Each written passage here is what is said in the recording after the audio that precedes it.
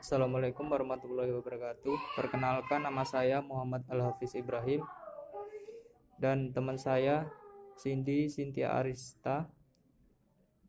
Kami selaku kelompok 11 ingin mempresentasikan hasil kerja dari kelompok kami yang berjudul Perujukan dalam Karya Tulis Ilmiah dan Penulisan Daftar Pustaka, yang akan dibacakan oleh teman kami Cindy. Kepadanya disilakan. Ya, pembahasan. Pengertian perujukan dalam karya tulis ilmiah. Yang dimaksud perujukan karya tulis ilmiah adalah laporan tertulis yang berisi hasil sebuah kegiatan ilmiah yang dilakukan peneliti. Ataupun definisi perujukan karya tulis ilmiah yaitu tulisan yang membahas permasalahan berdasarkan dari penyelidikan, pengamatan maupun pengumpulan data yang berkaitan dengan permasalahan tersebut dan ditulis menggunakan bahasa yang baku. Karya tulis ilmiah merupakan suatu karya penelitian. Penelitian tersebut misalnya dilakukan untuk mengembangkan ilmu pengetahuan, teknologi, seni, dan lain-lain. Data yang didapatkannya melalui kajian pustaka mengumpulkan pengalaman penelitian dan bisa juga dari pengetahuan orang lain yang disajikan dengan fakta maupun dengan tulisan yang menggunakan bahasa baku.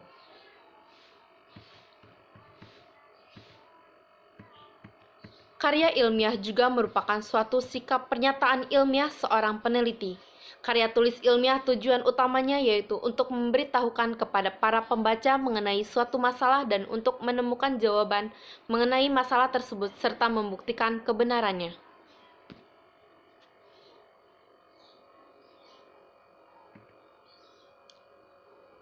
Fungsi rujukan dalam karya tulis ilmiah. Secara umum, fungsi karya tulis ilmiah dibagi tiga, yaitu: pertama, fungsi untuk pendidikan. Dengan menulis karya ilmiah akan memberikan pengalaman dan pelajaran yang berharga bagi penulisnya. Karena penulis akan mampu berpikir, menulis, dan mempertanggungjawabkan hasil dari penelitiannya. Kedua, fungsi untuk penelitian. Maksudnya, karya ilmiah yang ditulis berguna untuk mengembangkan ilmu pengetahuan dan berguna juga bagi peneliti untuk mempraktekkan prosedur ilmiahnya. Dan terakhir, fungsi fungsional. Maksudnya, karya tulis ilmiah bisa berguna sebagai alat untuk mengembangkan pengetahuan, sebagai bahan pustaka, dan untuk kepentingan disiplin ilmu tertentu.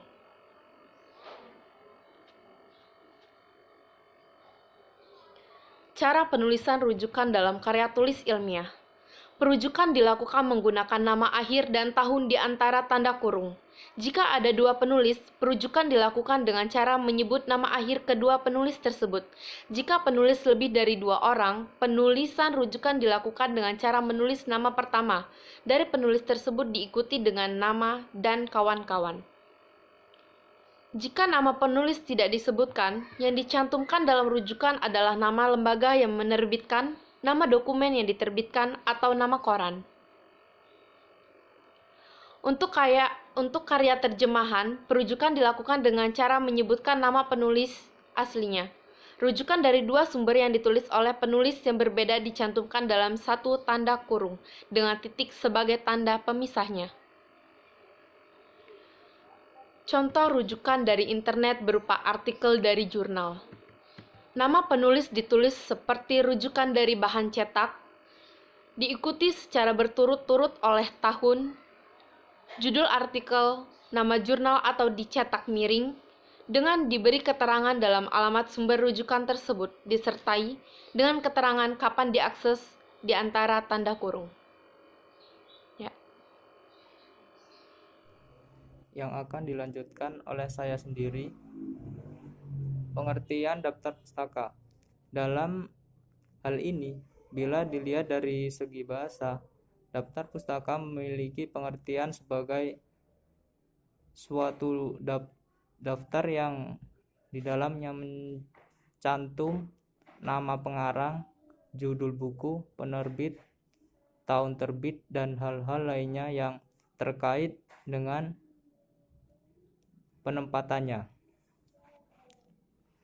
Berada pada bagian akhir sebuah karangan atau buku dan susunannya diurutkan berdasarkan abjad Daftar pustaka adalah semacam rujukan seorang penulis dalam menyusun karyanya. Daftar pustaka dapat kita temukan di makalah, laporan penelitian, skripsi, maupun esai. Daftar pustaka penting perannya dalam sebuah karya tulis. Sebuah karya tulis besar yang tidak memiliki daftar pustaka bisa saja diragukan kebenarannya. Cara penulisan daftar pustaka. Untuk cara penulisan daftar pustaka, ada beberapa hal yang mesti Anda perhatikan saat akan menulis daftar pustaka.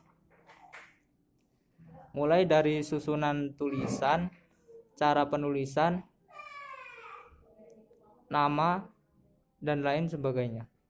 Berikut ini cara menulis daftar pustaka yang baik dan benar. Yang pertama, struktur penulisan dalam daftar pustaka harus diawali dengan nama penulis, tahun terbit, judul, kota penerbit, dan yang terakhir adalah nama penerbit. Yang kedua, setelah penulisan nama, tahun, judul, dan penerbit, akhiri dengan menggunakan titik. Dan setelah nama, kota penerbit diakhiri dengan titik 2. Yang ketiga, jika nama pengarang mempunyai 2 suku kata atau lebih, maka dalam penulisan namanya dibalik dengan syarat antara kata pertama dan kedua diberi tanda koma. Contoh, nama pengarang adalah Abdul Khadir, maka di daftar pustaka ditulis Khadir Abdul. Yang keempat, jika nama penulis terdiri dari 3 suku kata atau lebih, maka nama yang terakhir diletakkan di depan dan diikuti tanda koma. Contoh, Yudhoyono, Susilo, Bambang. Yang kelima, jika pengarangnya ada 2 orang, maka hanya nama pengarang yang pertama yang dibalik. Lalu antara nama pengarang yang pertama dan kedua diberi kota dan diberi kata dan.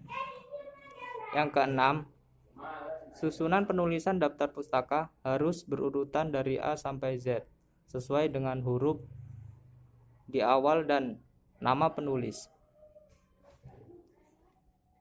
Yang ketujuh, untuk penulisan nama, gelar akademis, gelar keagamaan, dan sebagainya tidak dicantumkan. Contohnya, Dian Sastro MPD, cukup ditulis Sastro Dian. Yang ke-8, cara penulisan daftar pustaka dibedakan tiap sumbernya, misal dari internet, buku, jurnal, atau yang lain.